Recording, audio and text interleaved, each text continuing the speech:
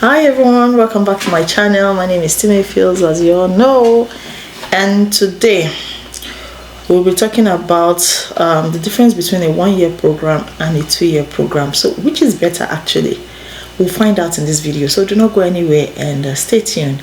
That said, if this is your first time coming onto my channel, you are at the right place. Do not forget to like, share and subscribe, okay? Turn on your notification button so you can know whenever I drop a video. And for my returning subscribers, as usual guys, thank you so much. I really do appreciate it. I do not take this for granted. Continue to share with your loved ones as well, okay? Also turn on your notification button so you can know whenever I drop a video. Okay, let's just go into it immediately.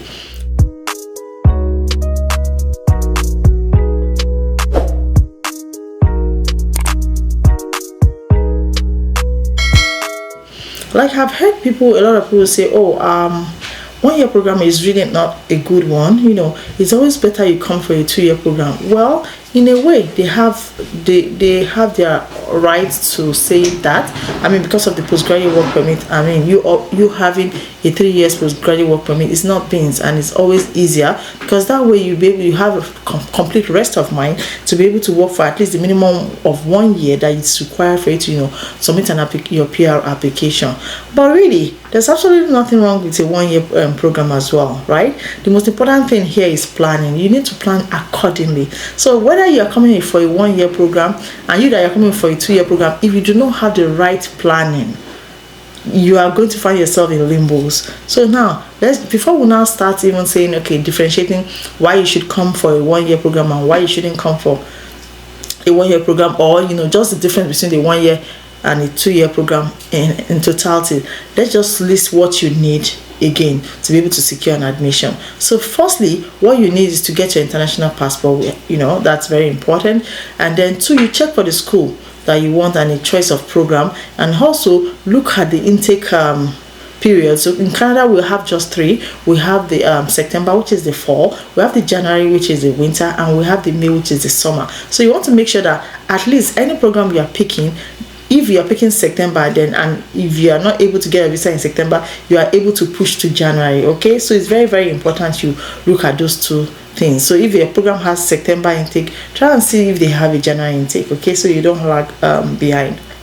Then make sure that your academic credentials are complete. So when I say academic credential, I mean your transcript, your certificate, and make sure that they are all notarized, okay? It's always very important that they are notarized, especially if you are coming to all these colleges. They really don't need the physical copy, except for some schools that would require the physical copy. And for some university as well, they will make do with the notarized copies. But of course, some would say they need the hard copy.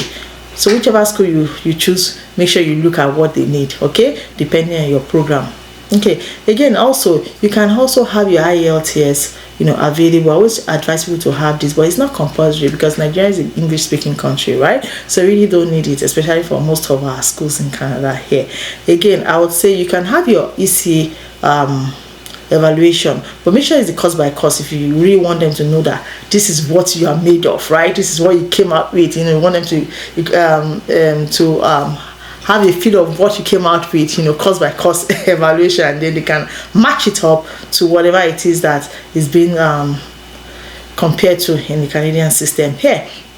And then also make sure that you have a very good resume and you have a statement of purpose. This is very important. Statement of purpose is actually very important nowadays, whether you're applying for admission or you are going for your visa. You always have to have a very strong statement of purpose, okay? And also letter of recommendation. Who are those people that know you? I don't mean your friends, and maybe your professor, your workplace. Make sure that you have at least 1 or 2 of those. It's very, very important. Then again, you fill the form and boom, you have your offer. Now let's go in. So now you already know all the document that you need to be able to submit an application. Now the main thing of this video today is it okay to come on a 1-year program? Would you be able to secure a PR with a 1-year program? The thing is, you would be able to do that actually, especially if you have an experience and if you're a mature candidate. Of course you would be.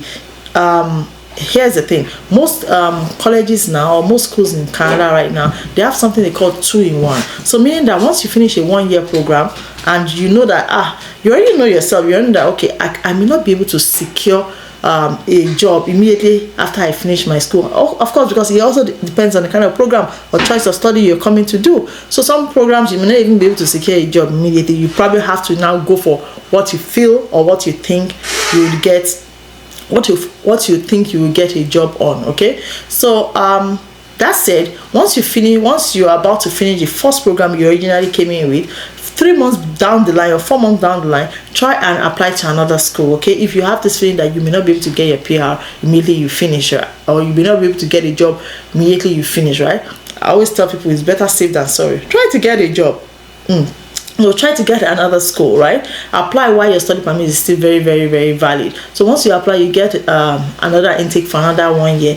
What do you mean? You see, you already have 2 years. So that means after your second year of the program, then you cannot apply for your own postgraduate work permit. That way, you are not kind of limiting yourself, because you may not be financially capable of, applying for a 2-year program. Because of course, if you're applying for a 2-year program immediately, so your finances will have to increase, especially if you're now married with kids. Of course, you have to show more funds, right? Because a normal average tuition fee is between 15 to 20,000 for postgrad, right?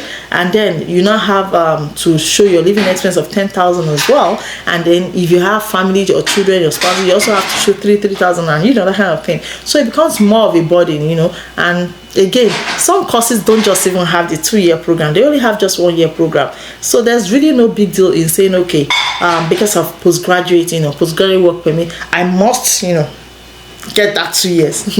No guys, just get your 1 year and then come in and do what I've just said, and you will also get your 3 years postgraduate, just like a normal 2-year program person would equally get the 3 years postgraduate work permit. Okay, so it's the same process. So don't let the 1-year program say, or don't let the fear to say, I won't get my PR if I just come to study a 1-year program. No. So you always have the option, to take another program before you complete the initial program you are scheduled to do. So make sure that you get an admission for another school and have your offer letter, so they will not extend your study permit for that second program, and you'll be fine. So you see that you and the person that is coming together has you that you came in on the 1-year program, you'll be collecting the same thing as someone that is coming on the 2 years. So either way, you guys are graduating at about the same time. Another option will be for you to look for a program that is about 16 months. When I say 16 months, each semester will have just 4 months. So look for such program if they have it in your choice of program or course or the school. Then do the 16 months. Usually for those that do that 16 months, you would most likely get a 16-month postgraduate work permit. But if you are lucky, some visa officers usually would just give you 3 years postgraduate work permit. So guys, never say never. Okay, if it's 1-year program that is available to you, take it, and by all means come in, but just make sure that you have a proper plan ahead.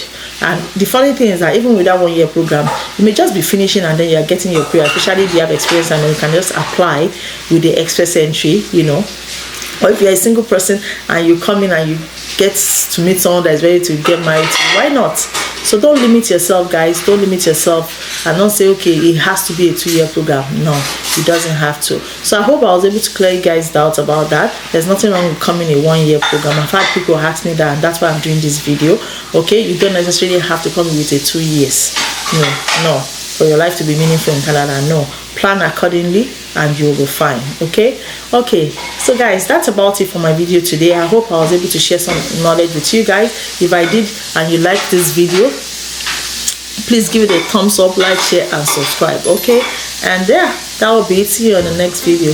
It's bye for me. Bye.